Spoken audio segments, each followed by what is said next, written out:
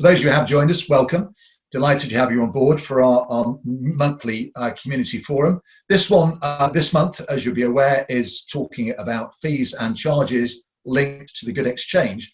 And it's an opportunity to look at various other platforms that are available as well and compare the Git Exchange with those. So obviously, many events have been cancelled this year, and it's been very hard to sort of connect with the audience apart from via Zoom as well. So we saw it as a good opportunity really to talk about the Git Exchange this morning and the great features that it has, well beyond what it can do in terms of helping you raise money, but it's obviously all focused on that. We want to make sure our local audience and our focus at the Greenham Trust and Git Exchange is very much on you as our local fundraising audience. So we do think there's some serious value add this morning from that. We have got some questions which we're going to go on to shortly, which are the most usual or prevalent questions asked, and we have got some questions submitted in advance. When we run through those, we'll come to the questions that are being made live this morning.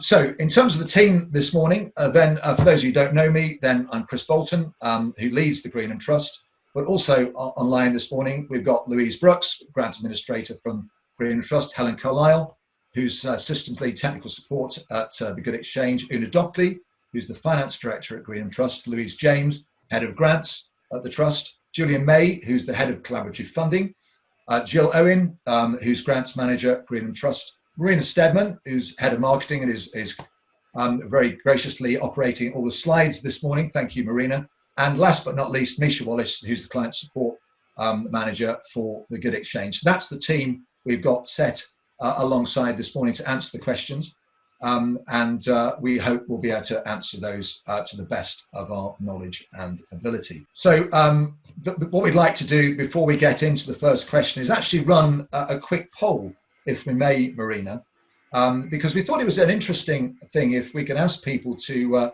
do an online poll for us live now, just looking at the other platforms that you might use for your fundraising. So there are two questions in the poll. One is, which funding raising platform does your charity or organisation currently use? So the other one, of course, is which platforms that your organisation use are the most successful. So which ones do you use, and which do you see as being the most successful? There we go. So interesting that, for a local audience, then clearly the Git Exchange is leading there. But obviously we can see the other big brands in our sector: JustGiving, Virgin Money Giving, also, and LocalGiving, even Crowdfunder. That's interesting. That hasn't got any engagement at all. And the question number two. So again, in terms of, I can see it now. Most successful platforms, again, Git Exchange locally, but JustGiving second, and Virgin Money Giving as well. Great. Okay. Thank you everybody for getting involved in that poll. That's just very interesting information for us. So. We have a number of questions that are regularly asked of us at the Git Exchange team, and also Greenham Trust team as well. And we thought we'd just cover those this morning before we get into the sort of free flow questions. And for this, I'm going to involve Julian May, who's the Collaborative Funding here at the Trust. And the first question, Julian, for you, that I know many people ask, and I think it's an important one we have answered this morning, is why is my charity being charged fees for fundraising? Thank you, Chris, and good morning, everyone. Just as a bit of context, the Git Exchange is a not-for-profit funding and fundraising web platform, which is wholly owned by charity Greenham Trust. And Greenham Trust subsidises the platform for fundraising organisations across West Berkshire and North Hampshire to keep the costs down to a minimum. And we all know that, yes, there is a cost involved in fundraising, and the Git Exchange is no different to that. It's probably worth just letting and reminding people about the fee. So we operate a no-win, no-fee model, and it's a transparent single fee. It's a 5% plus VAT fee, which is only applied to social grants and donations which are raised through the Git Exchange.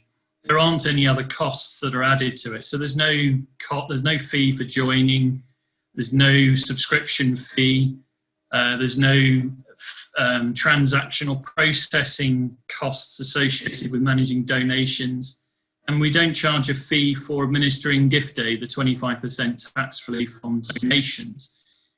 which means that we pass the whole 25% of the tax relief to the fundraising organisation. It's also worth bearing in mind that we enable donors and funders to make contributions towards your fee. And importantly, we pass on 100% of those contributions towards the fee, either lowering the fee or eliminating it altogether. And just for some information, to give you an idea about the number of donors who are contributing, in our last fundraising event, Double Match Day in the summer, 85% of donors opted to contribute towards the applicant fee. It's also worth noting that we are regulated by the Financial Conduct Authority as a payment services provider, and we're also a member of the fundraising regulator. And we sat with the fundraising regulator alongside all of the major fundraising platforms to draw up the Code of Conduct, which focused heavily on transparency of fees for fundraising platforms. So just in summary, 3 points. Greenham Trust subsidises the Good Exchange to keep costs to a minimum for you. We've got a single fee, 5% plus VAT, only paid when you raise money via the platform, no other hidden fees or additional costs. And funders and donors can contribute towards your fee to either lower it or eliminate it altogether. Thank you, Julian, for a very clear and concise answer. And we might come back to some of those questions later on with the open question session.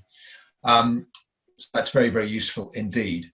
I think the other thing that a lot of people ask, and it's interesting going back to the poll we did right at the outset this morning, obviously people are clearly using other platforms as you'd expect. I think it's important for you to look at the next one really. So how does the Git Exchange compare with other crowdfunding platforms out there in the marketplace? Thanks, Chris. So just to give you a bit of methodology for this table, as you can see, we've compared the Git Exchange to the main fundraising and crowdfunding platforms available in the UK. And what we've done is we have, for the sake of this analysis, used the context of raising £1,000, 100 £10 donations, each with gift aid. And we've also taken into consideration any joining fees, subscription costs on donations and gift aid fees. But we've also included average donor contributions. And we've taken that figure of 75% of donors contributing towards the fee. So if we work our way around the table, you can see that the Good Exchange fares well in terms of the costs to the charity of using the platform, because we don't charge the joining fee or the subscription fee. We don't add any transaction costs to process the donations. We don't charge gift aid fees. So we pass that 100% of that gift aid on to the fundraising organisations. And we enable funders and donors to contribute towards the applicant fee and pass on 100% of that to the applicant. The total cost of raising £1,000 through the Good Exchange is £15, taking into consideration the donor contributions. And as you can see, the other platforms, you will pay more because, and this is an important point, other platforms don't pass on the same level of donor contribution. So they will charge the applicant fee and keep the donor contributions. And some of those platforms default to a 15% tip on the donations. Of course, you can change that figure, but we know that a lot of people don't. And I think it's important to say, just to remind people that does go strict to the platform to keep.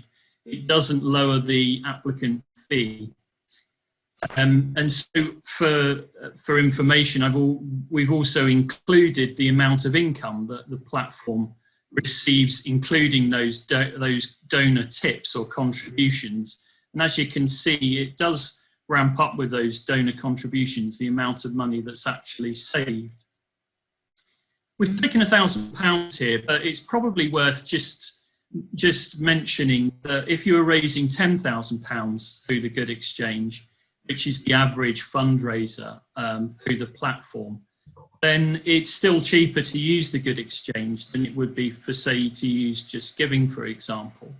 So if we use the context of, say, £20 donations, which is the average UK donation to raise the £10,000, and applying the same methodology with the donor contributions and the gift aid, it would cost £150 to raise £10,000 through the Git Exchange, but it would still cost £631 to raise £10,000 through through JustGiving.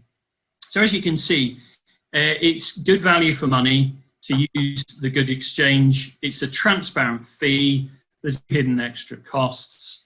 And you've got the option of donors and funders contributing to lower or eliminate your fee. Thanks, Julian. That's a very useful synopsis, actually, of the whole marketplace, really, in terms of the primary platforms that are out there. And of course, as I said earlier, looking at the poll that we did at the outset, then clearly other platforms are being used. The aim of the Git Exchange is clearly to be cost effective, which we believe it is, and this amplifies that. And obviously, most of the people raising money with our marketplace are using it for relatively small amounts of money as well. So, of course, the Git Exchange doesn't just do all of these in terms of helping you raise money, but it has lots of other things that it does as well. So I'd like to bring in Helen Carlisle now, and for her to tell us about the other thing that the Git Exchange can help you to help you raise money. Thank you, Chris, and good morning, everybody. We've heard from Julian how we compare with other platforms, but what I wanted to do this morning is just take 5 minutes to highlight some of the other features of the Git Exchange, because really it is a multifunctional platform. It's not just somewhere to come and get donations. So the key thing is that it's a single application form, and it's visible to everybody. It's visible to funders and to the public. And that application form can be used to attract funding in the form of grants, donations, match funding, and gift aid in a single place. When you create your application, it's automatically matched to a funder's funding scheme.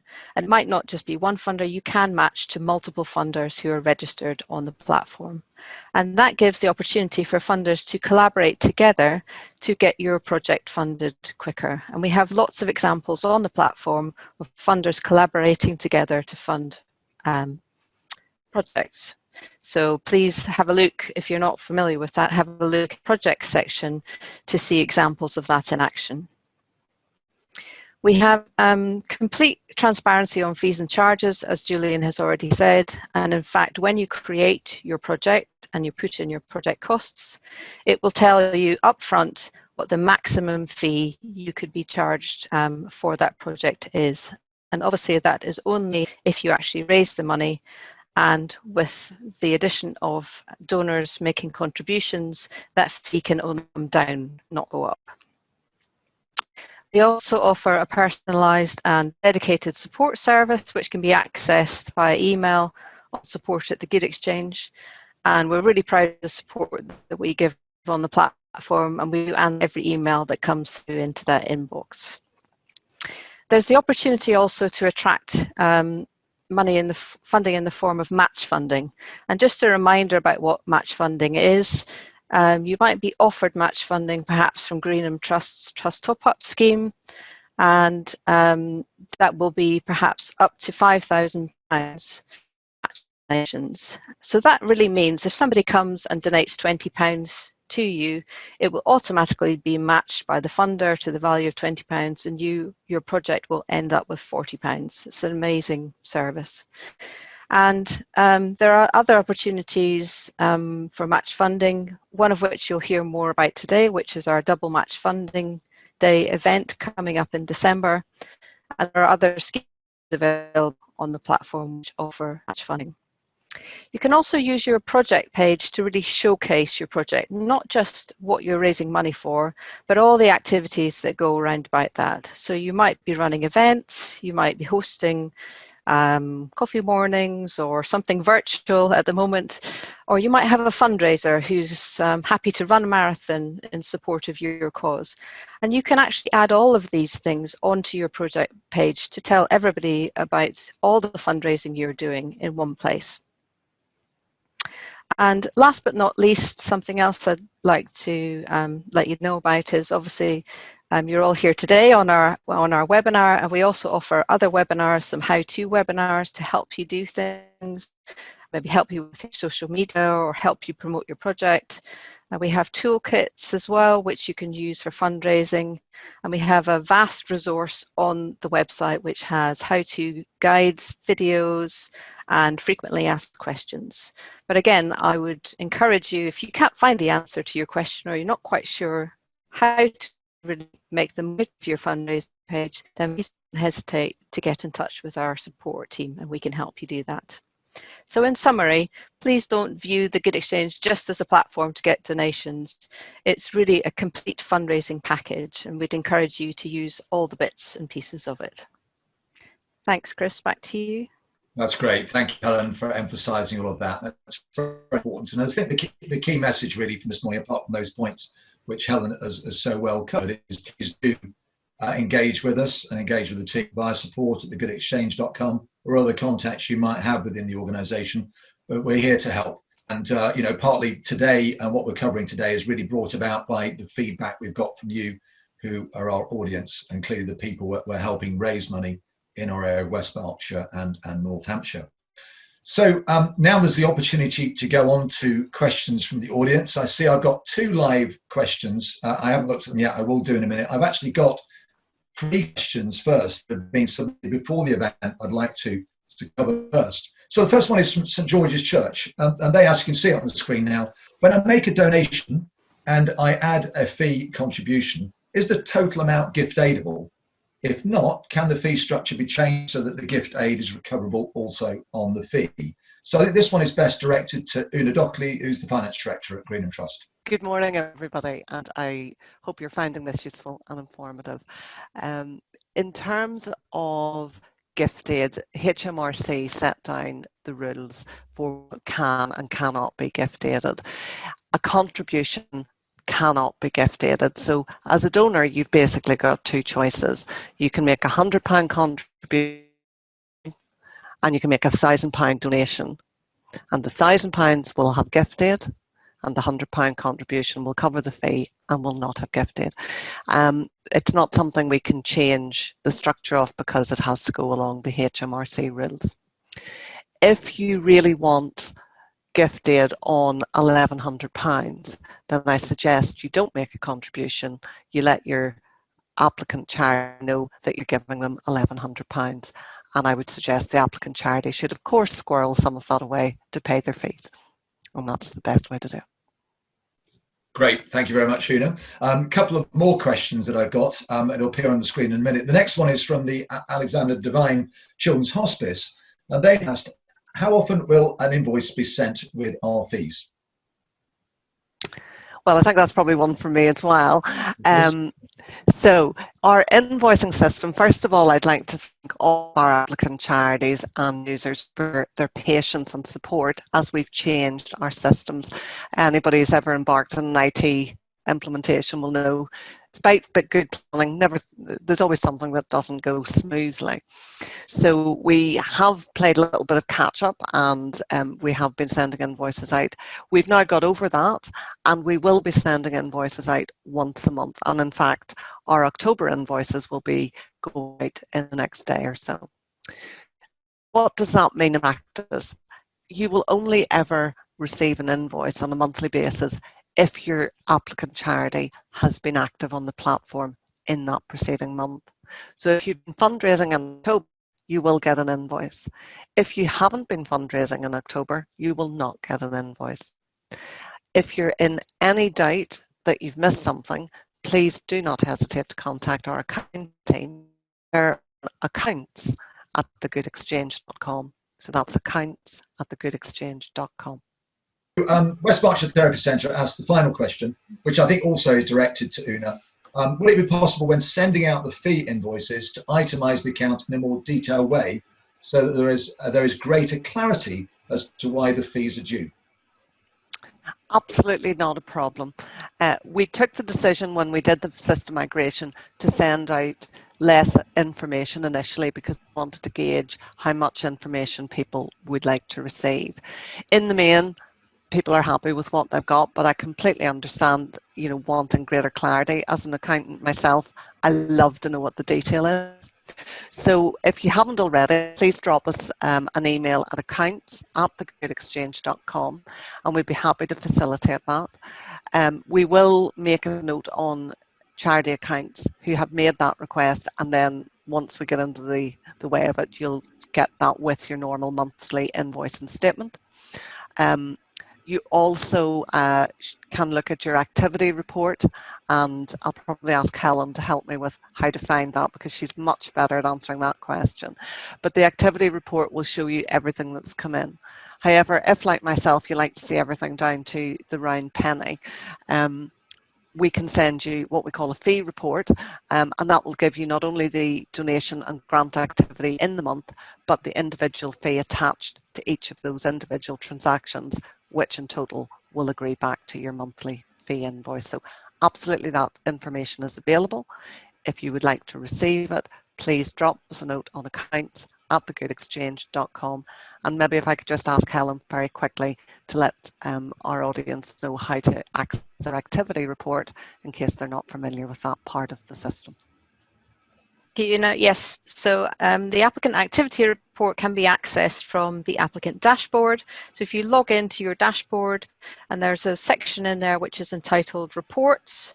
If you click on that, you'll see that it pops up the opportunity to run an applicant activity report, and you can run that just on one project, or you can run it on all your activity across all of your projects between a certain date range, and that will give you an Excel spreadsheet you can download and play with to your heart's content to look at the detail on there.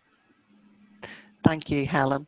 And it's probably worth saying that if you want to look at that activity report to marry up your invoice, you need to look at your activity report across all projects for the month in question. So if you get an invoice saying platform usage fee for October, then obviously you'd want to look 1 to 31 October, but over all projects, should you be running more than one project at that time. Thanks, Helen. Thanks to you, Una. Chris, got. There's one question that came in late last night, which I've just put here up on the screen. I think it's one for you, actually. So, how do you see the charity and voluntary sector supporting the recovery from COVID-19 in West Berkshire? How will this be reflected in the funding projects Green and Trust? Yeah, it's a very good question, actually, and one, of course, which I'm sure will be concerning many people, particularly as we enter a new period of lockdown tomorrow that, you know, has an uncertain sort of end, although, you know, we're hoping it's 2nd of December. Our view over the whole year, really, as the Trust, is we need to be very cautious about charitable spend. And I'm sure that's very much the same across the whole, all the organisations who provide support for those in West Berkshire, North Hampshire, or further afield. Obviously, we raised the coronavirus appeal fund right at the outset of the first lockdown and raised just over £500,000. There are still monies left available in that fund. We still have our regular grant calls, now only 3 a week. But again, there's a very quick turnaround on that for organisations which have needs linked to COVID. And there's lots of other organisations doing things that are very similar as well. So in terms of, you know, our normal spend in an organisation is often very much focused on large capital projects. You'll give them. Of course, those really haven't been going ahead during the course of this year because funding from other sources isn't necessarily available. So we've really been very cautious how we've approached funding of other projects, just to make sure they actually can physically go ahead in the current climate. And, you know, we're spending a lot of time, and the whole team here, the grant team and the Git Exchange team, spending a whole lot of time talking to applicants about their needs, not only for projects linked to COVID, which are clearly sometimes urgent and immediate, but also looking at the long term as well, because we are totally aware and vitally aware that, of course, many charities won't have been in a position to raise money in the normal way in the course of 2020, because by the time we locked in sort of March, there's only, you know, a couple of months of the year, 2-3 months of the year that have gone. It's not really a key time when people would be raising money, and all the usual activities just haven't been able to be done. So we're very acutely aware of that.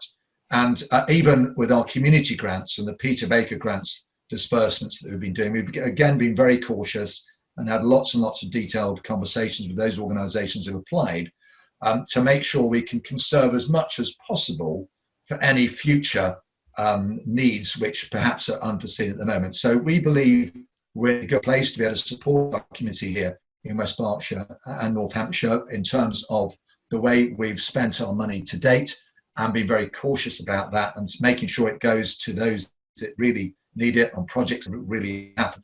Obviously we say that changing and perhaps some core costs and it going to need to be covered as we go forward, and we'll be looking at that too.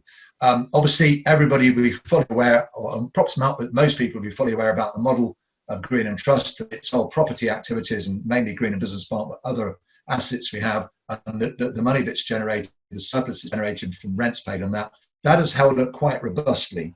I think we're very fortunate, bearing in mind where we're based geographically in West Berkshire. We don't get the sort of the peaks and the troughs of the sort of property market, and many of the businesses, or in fact the vast majority of businesses which operate in buildings which we own, have managed to operate throughout the whole of the pandemic so far. So have been in a position generally to be able to pay their rents as we expected them. So we're in a robust place as the trust to be able to do that. In terms of going forward then, and the question about will we reflect all this in the funding priorities, well, I think I've probably already answered that. We're very closely attuned to the needs of the sector, and we see that, as I said earlier, there will be projects which are linked to COVID which will need support, and we're supporting those on a weekly basis, as well as the longer term where some charities might find themselves in very precarious positions going forward because they just haven't had the traditional ways of raising money, and perhaps they're eating into reserves. And obviously at any time you feel you do need support, even if it's still some months away, because recovery really might be quite a long way away, then please do talk to members of the trust team. So I hope that's answered that question for you. So we have got a number of questions live on the screen I can see here. So perhaps if I'll just go through those if you'll bear with me, and I'll direct them as appropriate to members of the team we've got on the panel this morning. The first one is from Maria Simmons. She says, great to be here. Looking forward to understanding how to use the Git Exchange better for our charity. I think, Maria, then obviously what Helen was talking about will hopefully have amplified how you can use it better. Does anybody in the team want to make any comments about that? Perhaps you Misha, you might have some sort of tips for Maria in how to use the platform. Yeah, I think really a good place to start, Maria, is to have a look at the FAQs section and the resources section on the Git Exchange. As Helen was saying, we've got quite a number of videos, webinars, articles, all kinds of things on there that can help you with your fundraising, and all the different bits of the Exchange that are there for you to use. So do start there, and if you have any questions, do let me know on support@thegitexchange.com. Great, that's fantastic. Thanks, Misha. Next question is from Philip Reed. I think we've actually covered this one, but I'll direct it to Una. You might want to make a comment again. Philip Reed says, if I elect to pay the fee myself, please confirm the additional payment is eligible for gift aid. You might want to just go that one again. Yeah, so I'm going to answer that in the sort of backward way, if I may. I'm assuming, Philip, that you're an applicant charity and that what you're saying is you don't want your donors and your grant makers to give you any contributions. That being the case, everything going through your project will be a grant or a donation, and if your charity is eligible for gift aid, then those funds will all gift aid appropriately, as long as the individual donors themselves are taxpayers. If somebody pays a contribution, as we said earlier, if they tick that box and include it as a contribution, you will see on an activity report that we can send you from accounts that that's a contribution, and that element will not have gift aid on it because of the HMRC rules. I hope that clarifies the situation for you. But if for any reason it doesn't, please, anyone on the call, do drop us a note at accounts@thegitexchange.com. Happy to give you guidance on that. I think another one for you, actually. Mike Webton has asked, are the platform fees of 5% applied to both donations and match funding where match funding is secured? So, Mike, in answer to your question, when funds are offered and secured, a 5% fee is applied to them. There are a few exceptions, but in the main, the 5% fee is applied to all financial activity on your project. Okay, thank you. Can I just add to that, Chris? Of course you can, Julian, yeah.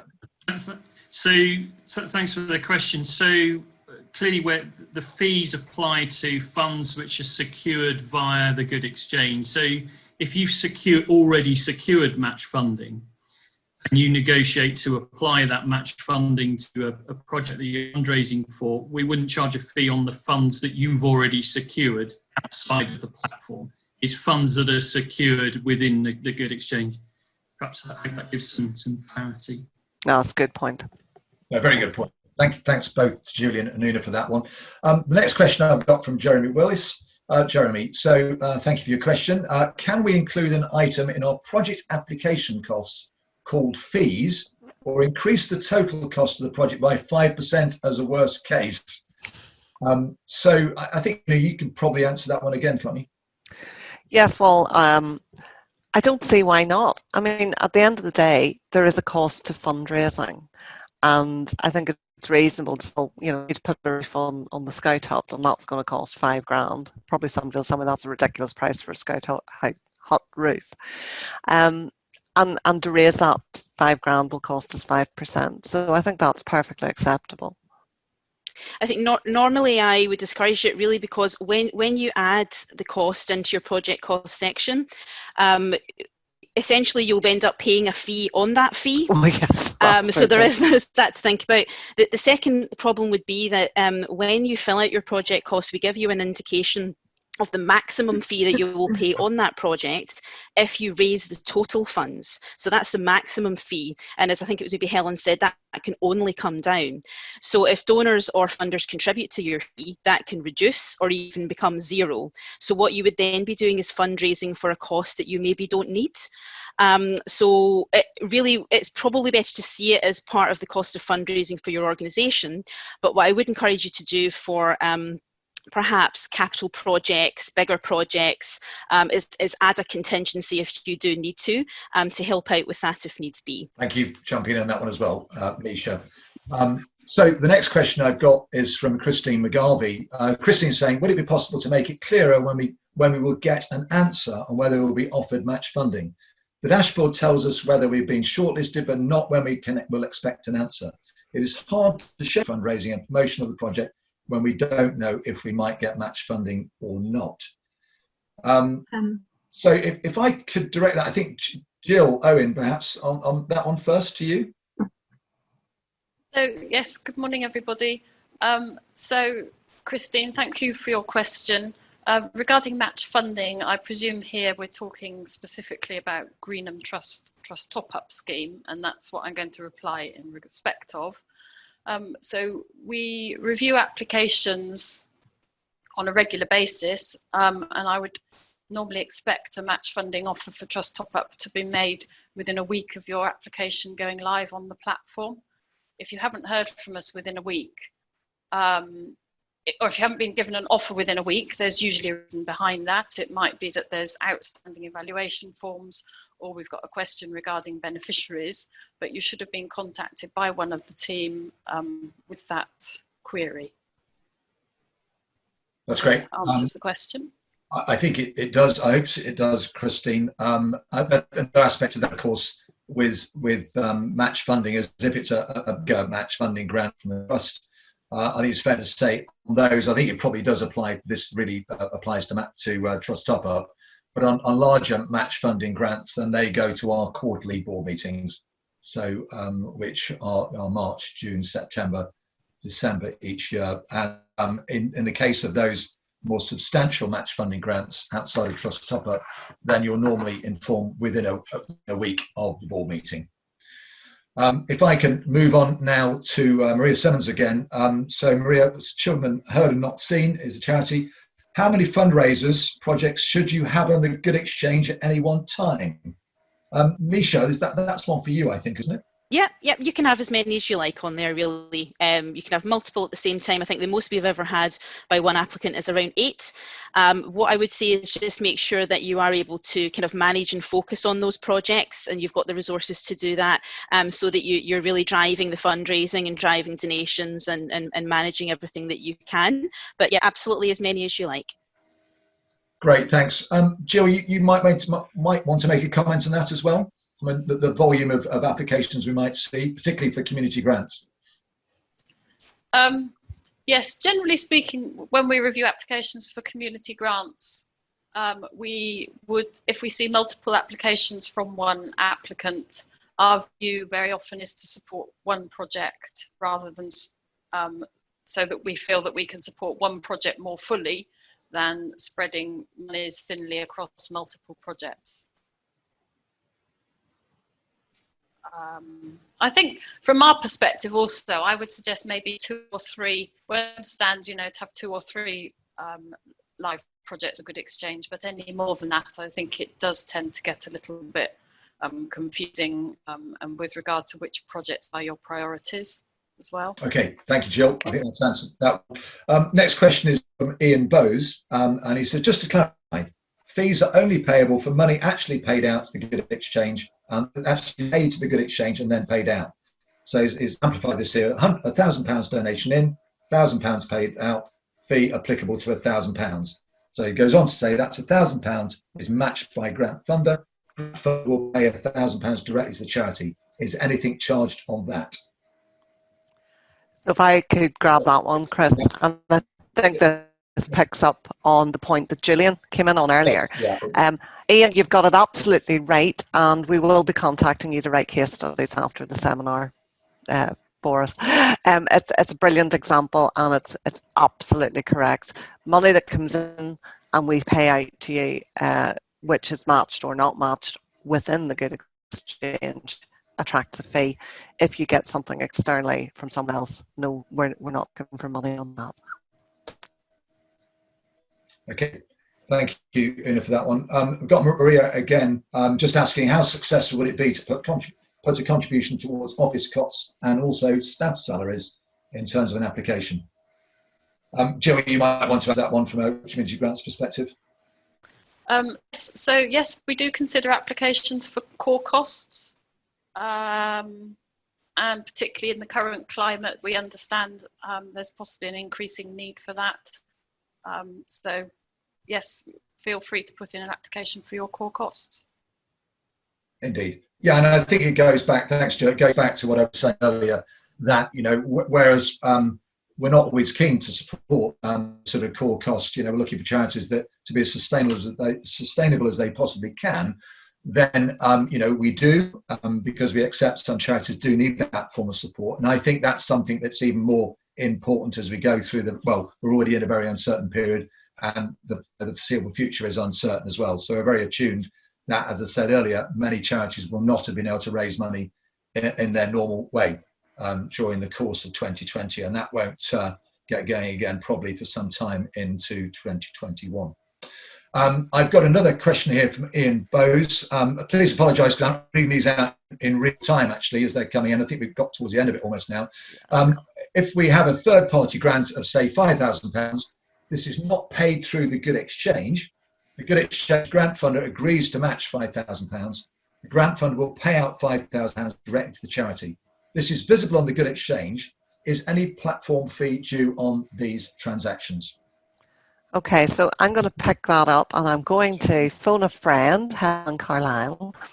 So just to be absolutely clear, if money is paid, donations, grants, match grants, through the Git Exchange, physically paid through the Git Exchange, then a fee will be attracted to that transaction.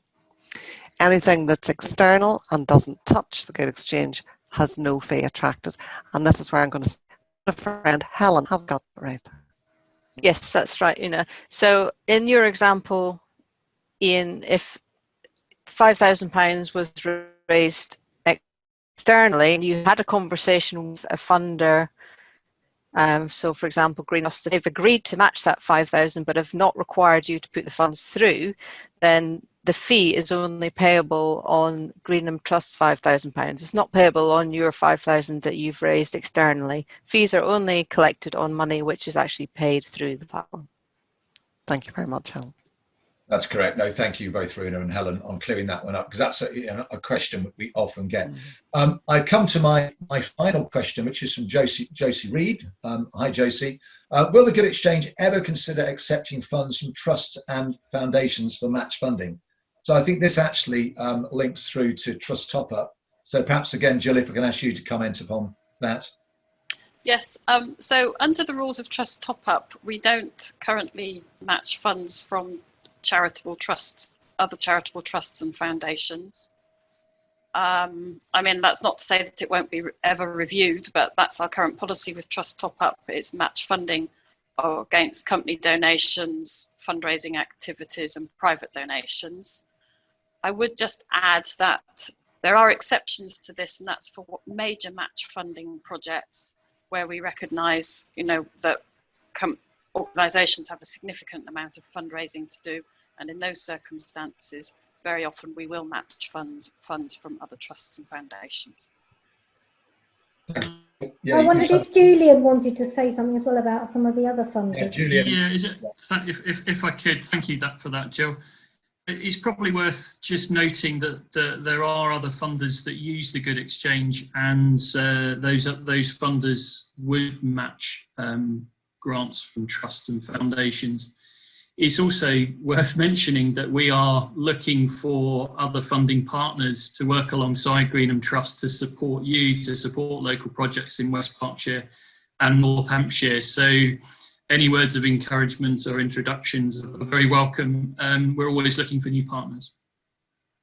Indeed, yeah, good point. And thank you, Jill, for covering off the bigger piece on the larger match funding grants as well. I think going back to Trust Top Up, which is obviously the base level matching which you get on applications on the Git Exchange up to the £5,000.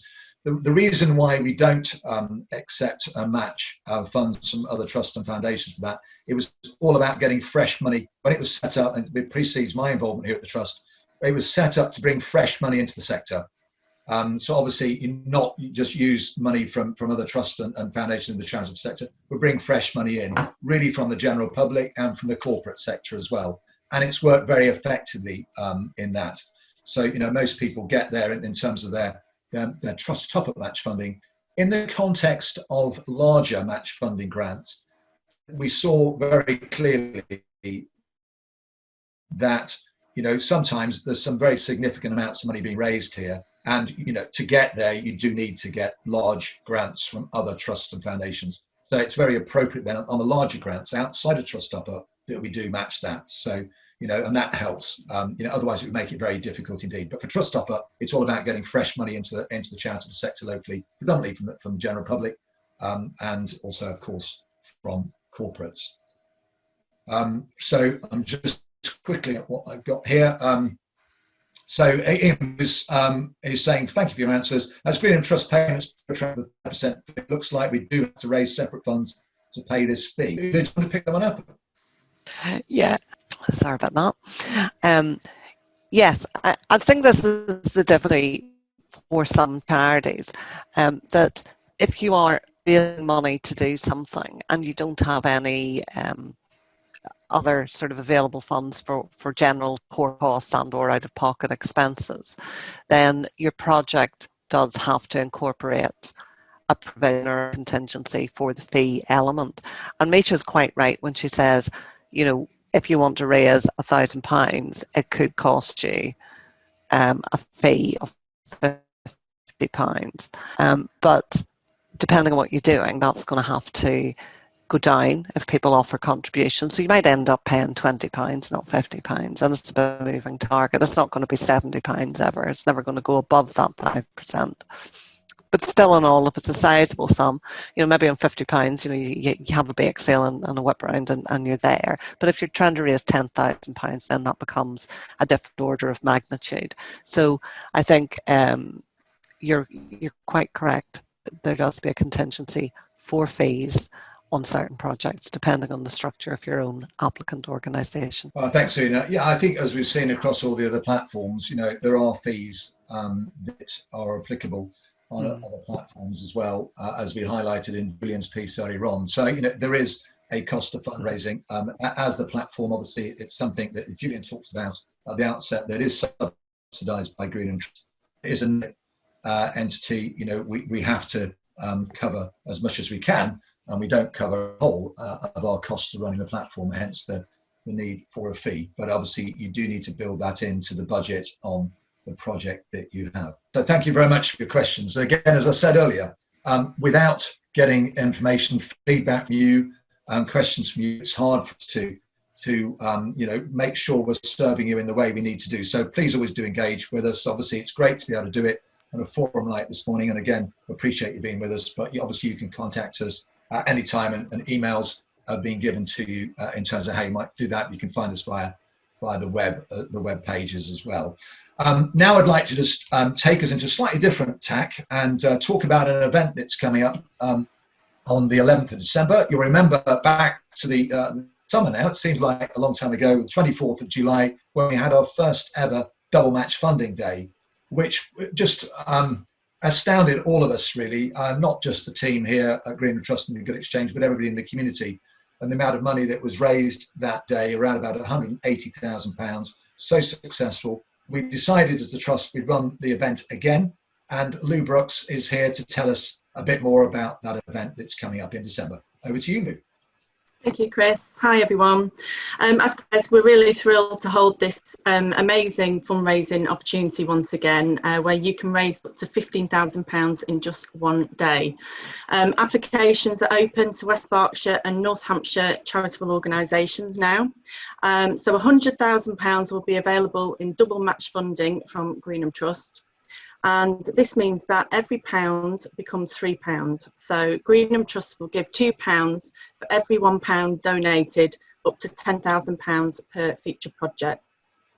It will run for a whole 24 hours from 1 minute past midnight on Friday, the 11th of December.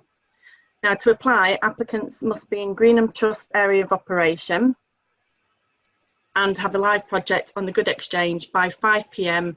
Monday, the 9th of November. And the project must require a minimum of £15,000 in funding. To apply, all you have to do is send an email to us at events@greenhamtrust.com and include your fundraising plan for the day. If you want further information, you can view our full terms and conditions on our website. So it's greenhamtrust.com/double. And all successful applicants will be notified by close of business on Thursday, the 12th of November. That's great. So you got more to say, Lou? Sorry. Yeah, a little bit more, Chris. So finalists are expected to run a double match day campaign. So what does this mean? This means we need to create and run a fundraising campaign both before and on the day. So spread the word via all your social media channels, your website, emails, newsletters and magazines. And this is to generate public support and drive awareness and donations on the day of the event. Engage with your corporate donors and fundraising and ask them to donate on the day also.